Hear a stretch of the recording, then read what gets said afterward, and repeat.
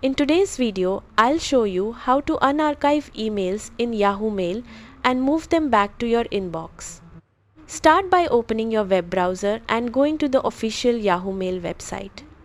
Sign into your account and wait for your inbox to fully load.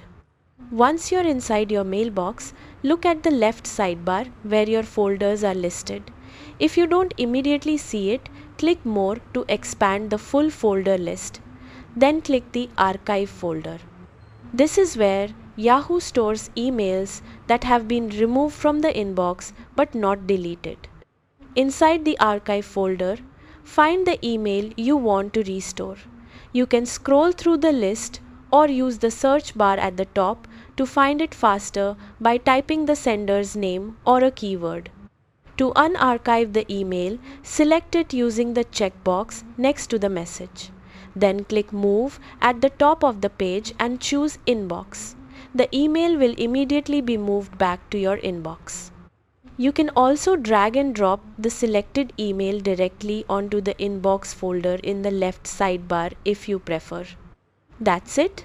The message is now unarchived and back in your inbox, where you can manage it like any other email.